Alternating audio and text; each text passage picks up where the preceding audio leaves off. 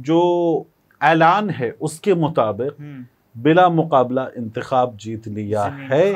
आप इस मुल्क की सबसे बड़ी खातून लीडर की बेटी हैं। आपकी तस्वीरें लगा के उनमें ढूंढा जाता है, बताया जाता है मैं नाना की नवासी हूं। आपने ये जो कारनामा और फिर इस पर ट्विटर पे ऐलान किया कि मैं बड़ी खुश हूं, मुखालिफों को मिला, आपके बाप का पैसा है। Honoured, happy to have been elected unopposed.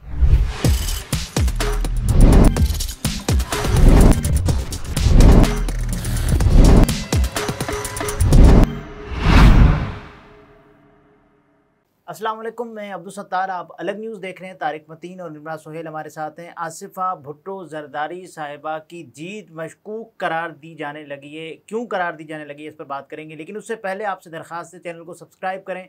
Subscribe करने के साथ साथ घंटी ज़रूर बजा दीजिए। तो ये क्यों? देखिए, आसिफा भुट्टो जरदारी साहिबा नवाब शाह से जी, या फिर जिसे अब कहा जाता है शहीद बेनज़ीराबाद, शहीद बेनज़ीराबाद, जरदारी साहब का आबाई शहर होता ना, अपना घर, अपना घर, बाप की जगह, वालिद की जगह, ठीक है। तो वो जगह है, वहां से आसिफा भुट्टो जरदारी साहिबा ने जो ऐलान है उसके मुताबिक बिला मुकाबला इंतखाब जीत लिया है। और आसिफा भुट्टो जरदारी साहिबा ने खुद इस बात का ऐलान कर दिया ट्विटर पे आके कि वो अनअपोज्ड जीत चुकी हैं।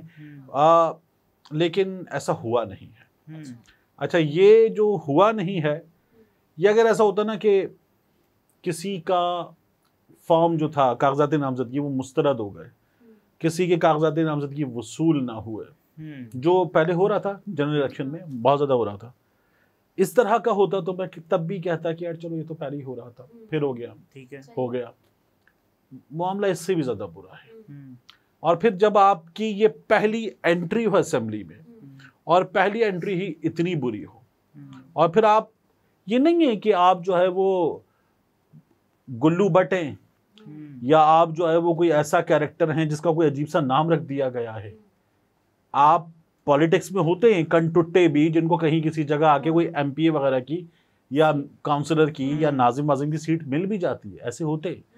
लेकिन आप इस मुल्क के सबसे बड़े सियासी खानदान का चश्मो-चराग हैं। आप इस मुल्क की सबसे बड़ी खातून लीडर की बेटी हैं। आपको क्या कहा जाता है? शबीह बेनज़ीर भुट्टो, ठीक है। आपकी तस्वीरें लगा के उनमें ढूंढा जाता है, बताया जाता है कि बेनज़ीर भुट्टो, और आप पीले स्कूल की पढ़ी हुई या यहाँ के कोई 3,500-4 हज़ार रुपए वाले प्राइवेट स्कूल की पढ़ी हुई खातून नहीं है। अव्वल तो उनका मुमकिन ही नहीं होता, लेकिन आप वो भी नहीं है। आप दुनिया भर के आला तालीमी इदारों से वहां से पढ़कर आई हैं। तो आपका पॉलिटिक्स में आना electoral victory, genuine electoral victory के साथ होता ना, तो ये आपके लिए काबिल फख्र होता। ये होता कि आपने जीता है, आपने तकरीरें की, आपने कैंपेन की, आप दरवाजों पे गई हैं, आपने जाके वोट मांगा, आपने जाके बताया कि मैं बेनज़ीर की बेटी हूँ। एटलीस्ट कोई एफर्ट तो नजर आ रही है। मैं बेनज़ीर की बेटी हूँ, मैं नाना की नवासी हूँ, मैं दादा की पोती हूँ। याद है आपको? अपने दादा की पोती हूँ, और अपने दादा की पोती, वो दादा की ही पोती हूँ। वोट तो अभी भी आप ये कह दीजिए मैं नाना की नवासी हूँ। हाँ, आप ये कह देंगे मैं नाना की नवासी हूँ, तब भी मान लेते। लेकिन आपने ये जो कारनामा और फिर इस पर ट्विटर पे ऐलान किया कि मैं बड़ी खुश हूँ, मुझे तो बड़ी हैरानी हुई, बड़ा अफसोस हुआ। क्यों अफसोस हुआ, पहले इनका ट्वीट शामिल कर लें। वैसे ये बताएं कि आसिफा भुट्टो जरदारी साहिबा अगर इलेक्शन कॉन्टेस्ट करती तो क्या जीत नहीं पाती? एक ख्याल भाई, इंटीरियर सिंध में नवाब शाह में क्या इनके जीतने के हवाले से मुझे आपको शक होना चाहिए? बिल्कुल नहीं होना चाहिए। नहीं होना चाहिए। एक बात, क्या मौजूदा हालात में जब जबर से नफरत का वोट पड़ रहा है, क्या इनका मुकाबला हो सकता था? यानी किसी हद तक हो सकता था, ठीक है। जब मुकाबला हो सकता था तो क्या इनको मुकाबला करना चाहिए था? बिल्कुल करना चाहिए था, बिल्कुल करना चाहिए था। ये सबसे ज्यादा इंपॉर्टेंट है। इनका जो पहले ट्वीट है ना, वो ट्वीट शामिल करें, फिर उसके बाद बात बनेगी। देखिए, ये अपने ट्वीट में कहती क्या है? Grateful and honoured to have been elected unopposed as MNA NA 207 Shahid Benazirabad 1. I pledge to serve all my constituents to the best of my abilities with dedication and irrespective of political affiliation. सबकी खिदमत करूंगी, जिन्होंने जो vote दे सकते थे उनकी भी, और जो वोट ना देते उनकी भी। जैसे मरीम नवाज शरीफ साहब ने कहा था ना जो हमें वोट देते हैं उनको भी आटा मिलेगा, हमारे मुखालिफों को भी मिलेगा, मुखालिफों को मिला, आपके बाप का पैसा है। Would like to thank the people of my constituency, PPP workers, JALAs, media organizations and press for their presence and support from filing my nomination paper in NA 207 till today's final publication order. इनका गालिबन unopposed जीते पर form 34 वगैरह होता है, वो form 34 भी आसिफा भुट्टो जरदारी साहिबा का जारी हो गया। अच्छा, ये तो अब ये भी कह सकते हैं कि मेरे वालिद की नशिस्त थी, हाँ तूने अव्वल भी है वो तो बाप की सीट। अच्छा अब देखिए इसमें हुआ क्या है।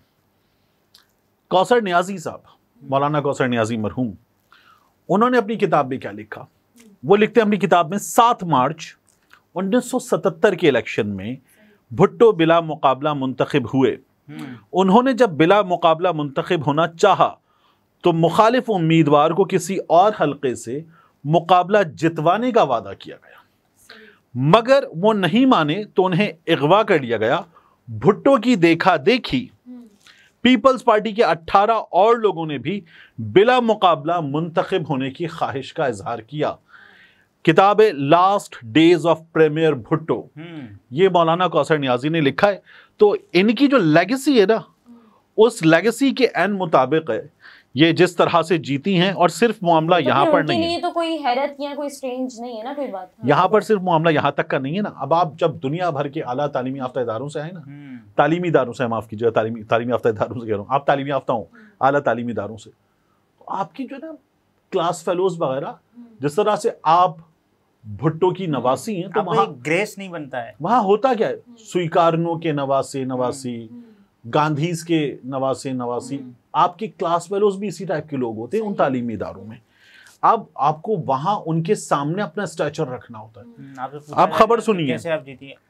नवाबशाह NA 207 की नशिस्त पर बिला मुकाबला कामयाब करार आसिफा भुट्टो जरदारी, मगर इस जगह से जहां एडिशनल डेप्यूटी कमिश्नर अली शेर जमाली ने फॉर्म 34 जारी कर दिया, PTI के इस हलके से उम्मीदवार थे मुस्तफा रिंद।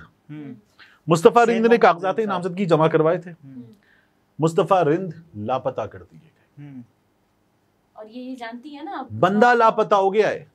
आप इस मुल्क में सबसे बड़ी जमहूरियत की चैंपियन जमात के लीडर की बेटी है। कराची में मेयर के इलेक्शन में भी यही होता रहा ना, इन्हीं लोगों ने किया था, इन्हीं लोगों ने किया था। लेकिन ये पहली बार तो नहीं हो रहा ना। देखिए इनकी हुकूमत में शान डहर लाड़काना का सहाफी मार दिया गया, किसने मारा हमें नहीं पता चला। अजीज मेमन जी मार दिया गया, किसने मारा हमें नहीं पता चला।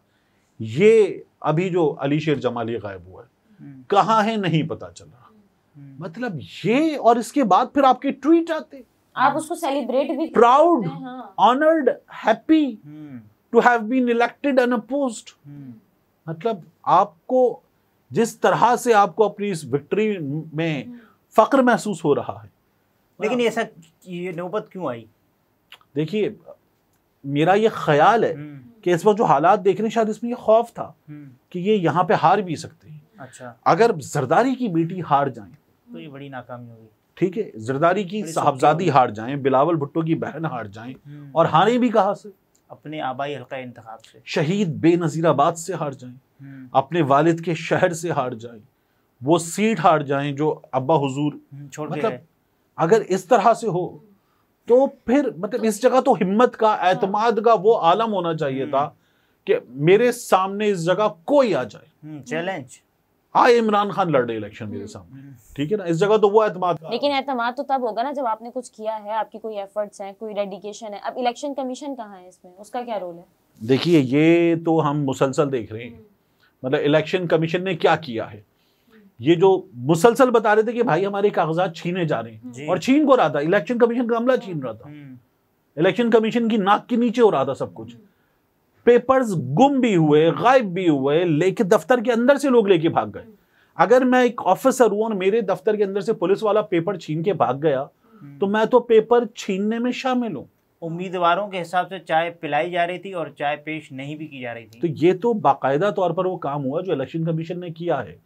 और मुझे देखिए, एक मैं शिकायत करता हूं कई दफा कि जो पाकिस्तान तहरीके इंसाफ के लोगों ने इलेक्शन हो जाने के बाद, इलेक्शन होते हुए अपना मैंडेट हासिल करने के लिए, और मैंडेट को छोड़िए अपना राइट, क्या हम इलेक्शन कंटेस्ट कर सकते, हमें इस प्रोसेस में ये राइट्स हासिल हैं, उनके लिए भी जो फाइट नहीं की, उसमें कई दफा मैं शिकायत करता हूँ ना कि ये क्यों नहीं की, इनको करनी चाहिए थी। लेकिन फिर जिन हालात से वो गुजर रहे हैं उनमें बंदा कहता है यार, उनमें बंदा कहता है नहीं की तो नहीं की, क्या करते, ठीक है ना। वो एक बच्चों की नज्म है कि उसमें एक कैरेक्टर होता है, उससे वो पूछता है कि ये दे दो, तो वो पूछता है दूसरा कैरेक्टर कि कहाँ से दोगे, तो उधार दे दो, तो वो कहता है कि उधार कैसे वापस करोगे, वो कहता है खा लूंगा, जीऊंगा तो दूंगा, खा लूंगा पेट भर जाएगा, जीऊंगा तो दूंगा। तो ये लोग अगली बार इलेक्शन लड़ लेंगे, फाइट कर लेंगे, जिएंगे तो कर लेंगे, वगरना नहीं। तो ये सिस्टम तो इस वक्त जीने भी नहीं दे रहा। अच्छा, आज़ाद उम्मीदवार है महराज गोपांग, अमानुल्लाह सोलंकी, अब्दुल रसूल बिरोई, ये सब आसिफा भुट्टो जरदारी साहिबा के हक में दस्तबरदार हो गए। पहले इनसे ही इलेक्शन कंटेस्ट करने के लिए कागजात जमा कराए, फिर अचानक ऐसा क्या हुआ पता नहीं क्यों, ज़िमनी इंतखाब का ऐलान। देखिए ये तो दस्तबरदार हो गए, अली शेर जमाली तो लापता हो गए। ये है आसिफा भुट्टो जरदारी साहिबा की इलेक्टोरल विक्ट्री का कच्चा चट्टा। ये किसकी? बेनजीर भुट्टो की बेटी। मैं तो ये भी नहीं कहता ना, इसे तो पार्टी लीडर है जरदारी साहब, लेकिन ये तो बेनजीर भुट्टो की लेगेसी है, ये जुल्फिकार भुट्टो की लेगेसी है। उस लेगेसी का ये हशर किया आपने, शर्म का मकाम है। नाज़रीन, तारिक मतीन थे, गुफ्तगू आपने मुलाहिज़ा फरमाई। इजाज़त दीजिए, अल्लाह हाफ़िज़।